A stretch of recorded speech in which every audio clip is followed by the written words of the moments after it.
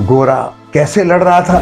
दोनों हाथों में तलवार लेकर के जिधर निकल जाता मुगल सैनिकों का सफाया हो जाता। एक तलवार का वार उन पर भी आया, उनकी गर्दन कट करके अलग हो गई। इतिहास की कैसी घटना है, गर्दन कट गई, धड़, दोनों हाथों में तलवार लेकर फिर भी लड़ रहा है, मुगल सैनिकों को मार रहा है। मुगल सैनिक कट रहे हैं लेकिन डर से थोड़ा भाग भी रहे हैं। यार ये कैसा व्यक्ति है, कोई भूत है, प्रेत है, क्या है ये, सिर कटने के बाद भी लड़ रहा है। और उधर बादल जो कुछ नजदीक पहुंचने की कोशिश करते हैं उनको मारते हुए और चित्तौड़ के किले में प्रवेश करते हैं और रतन सिंह जी को बचा कर ले जाते। ये एक प्रकार से अलाउद्दीन खिलजी की हार हुई, गोरा बादल की योजना की विजय हुई।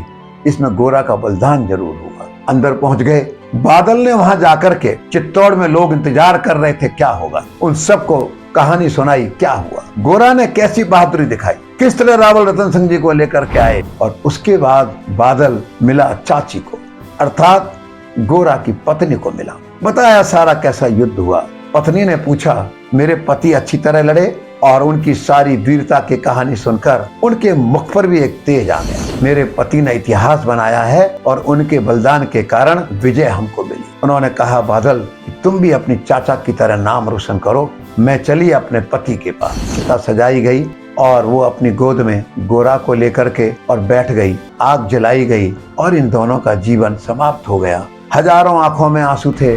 इधर इन्होंने अपनी बैठक की, अलाउद्दीन खिलजी चुप नहीं बैठेगा, फिर हमला करेगा, आइए तैयारी करके आगे बढ़ते हैं। और हमारा सेनापति जा चुका है। उधर अलाउद्दीन खिलजी हार गया, अपमान हुआ उसका, मुंह लटका करके और दिल्ली की ओर चल पड़ा। बहुत चिंतन किया, क्यों हारे हम, ऐसा क्यों हो गया, और मैं पद्मनी को लाकर छोड़ूंगा, चित्तौड़ को हराकर छोड़ूंगा।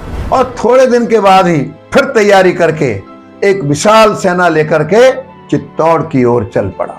चित्तौड़ के किले के तो चारों ओर से घेर ही लिया। एक मिट्टी का बुर्ज ऊंचा ऊंचा ऊंचा कर बनाते रहे जिससे वो देख सकें किले के अंदर क्या हो रहा है। चित्तौड़ के लोगों को लगा एक संकट है, ये ठीक नहीं हो रहा है, पर वो कर क्या सकते थे। अब उन्होंने क्या किया, टीले खड़े किए ऊंचे ऊंचे, उनके ऊपर पत्थर फेंकने वाला यंत्र और उस पर से पत्थर फेंकने शुरू किए, जो जाकर के राजपूत सैनिकों पर किले के अंदर जाकर के लगने लगे। उन्होंने भी सोचा कि नहीं भाई, अब तो लड़ना ही पड़ेगा। वो किले का दरवाजा खोलकर बाहर निकले। राव रतन सिंह जी के नेतृत्व में लड़ाई प्रारंभ हुई। सेना तो कम थी उनके मुकाबले, लेकिन हौसले तो थे। रावल रतन सिंह जिधर निकल जाते, उनकी तलवार जिधर घूम जाती, मुगल सैनिकों के सिर कट के जमीन पर गिर जाते और एक भगदड़ सी मच जाती। पर आखिर कितनी देर लड़ते, घायल तो वो भी हो गए थे। थोड़ी देर के बाद रावल रतन सिंह जी लड़ते हुए मारे गए।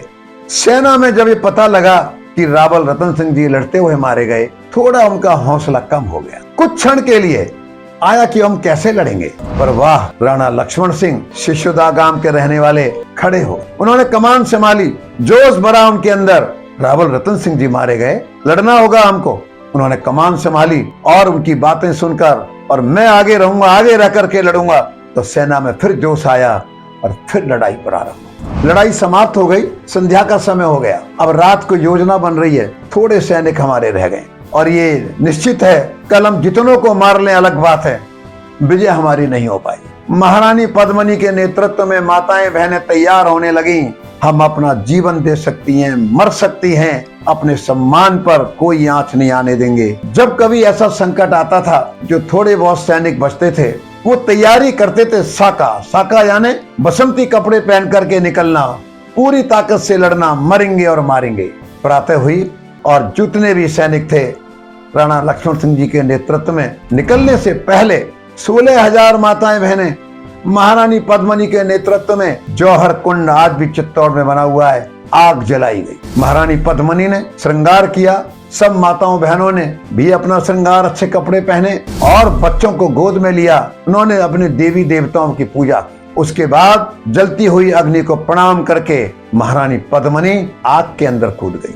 और उसके बाद एक एक कर 16,000 जब महारानियां कूद रही थी, अग्नि के अंदर अपने शरीर को समाप्त कर रही थी, तो जो सैनिक जाने वाले थे लड़ने के लिए, उनमें कितना जोश आया होगा, कितना गुस्सा आया होगा, कि जिनके कारण आज ये दिन हमको देखने को पड़ा है। जब हम जाएंगे बाहर, किले के फाटक खोलकर जिंदा नहीं छोड़ेंगे। पर वो सारा दृश्य देखकर किसको गुस्सा नहीं आएगा। और वो मुगल सेना से भिड़ गए। कितनी देर लड़ते, पर एक बात जरूर है, एक एक सैनिक ने 10, 20, 50 मुगल सैनिकों को मारकर, मौत के घाट उतारकर, कई हजार मुगल सैनिकों को मारकर, और तब जाकर के धीरे धीरे करके सब सैनिक हमारे समाप्त हो गए।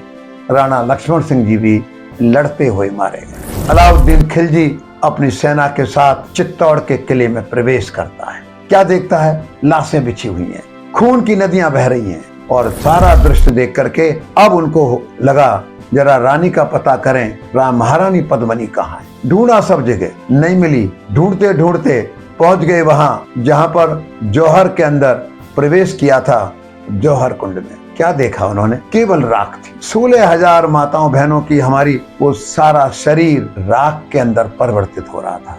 अलाउद्दीन खिलजी हैरान था, देख करके बड़ा आश्चर्य में था। जिस महारानी को प्राप्त करने के लिए मैंने हमला बोला, कैसा हिंदू समाज है, कैसे हिंदू लोग हैं कि एक नहीं उसके साथ 16,000 और अग्नि के अंदर प्रवेश कर गई। एक प्रकार से ये राख अलाउद्दीन खिलजी का उपहास कर रही। अलाउद्दीन खिलजी, इस देश की नारियां आग में तो जल सकती हैं, पर कोई विदेशी उनके शरीर को हाथ लगा जाए, ये नहीं हो सकता है। अलाउद्दीन खिलजी वहां से उठा और जितने वहां पर महल थे, जितने मंदिर थे, जितने भवन थे, सबको तोड़ दिया। एक व्यक्ति तक चित्तौड़ के अंदर नहीं बचा।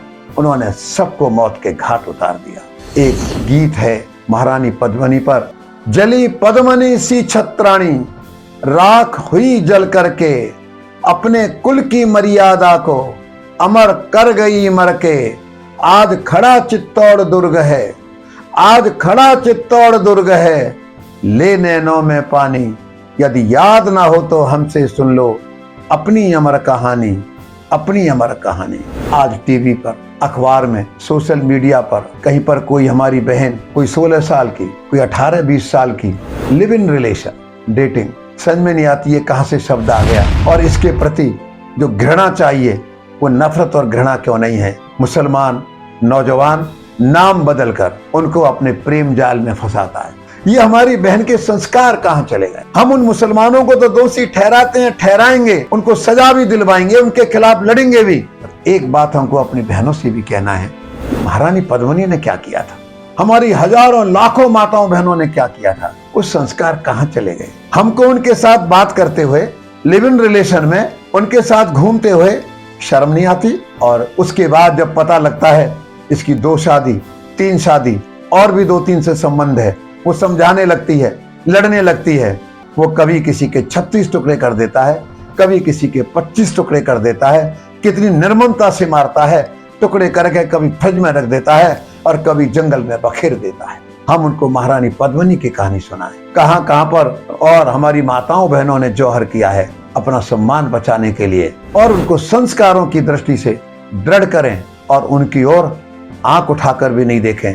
कभी पता भी लग जाए तो उनके प्रति हमारे मन में एक घृणा होनी चाहिए। नहीं, उनसे संबंध नहीं बनाएंगे, नहीं जाएंगे उनके साथ, अपने जीवन के साथ खिलवाड़ नहीं होने देंगे। ये जो महारानी पद्मिनी जी ने 26 अगस्त को जौहर की ज्वाला में प्रवेश करके आने वाले समय में हमारी देश की सारी महिलाओं को, देश की सारी माताओं बहनों को एक संदेश दी, एक आग पैदा की, हमें उसका ध्यान करना है, उसको जीवन में लाना है। जय श्री राम।